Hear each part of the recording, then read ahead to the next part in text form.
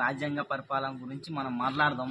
మన హక్కుల కోసం, మన జాతి కోసం, మన వ్యవస్థల గురించి, మన ప్రవర్తితను గురించి, మన ఒక ఒక కుటుంబం అంటే ఎలాగ బతకాలా, రోజుకి మన అమ్మలు, మన నాన్నలు, మన తాతలు, ముత్తాతలు ఎన్నో కష్టపడి ఆనాడు కూటికి లేనాడు గంజి తాగినారు, కళ్ళమ్మలు తాగినారు, నీరు తాగినారు, నిప్పు తాగినారు. గంజిలో ఉప్పేసుకొని నీళ్ళు తాగి అన్నం బతికే వ్యవస్థలు.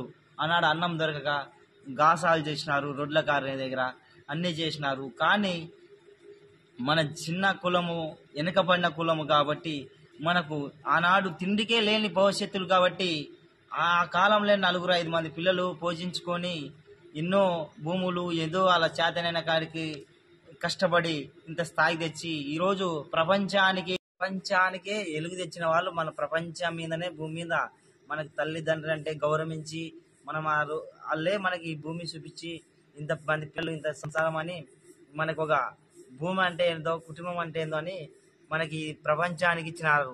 కాబట్టి భారతదేశానికి మనకి స్వతంత్రంగా ఇచ్చినారు. కాబట్టి తల్లిదండ్రి వాళ్ళని ఫస్ట్ గౌరవించి, వాళ్ళని గౌరవించినాక భూమిని, ఆకాశాన్ని గౌరవించి, మన దేవుళ్ళు దేవతలు కూడా అందరిని గౌరవించి మనం బతికినన్నాళ్ళు సుఖ సంతోషాలతో ఉండాలి.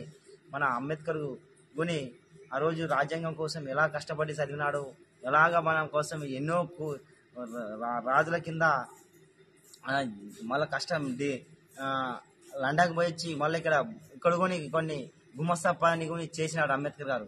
అలాగా ఆయన ఎలా కష్టపడి ఈ రోజు ఈ స్థానం తెచ్చి 10 మంచి అంటే ఎలా గౌరవించుకొని బతుకుతున్నారు ఆయన. అంటే పెద్ద పెద్ద ఆఫీసర్లు, పెద్ద పెద్ద నౌకర్లు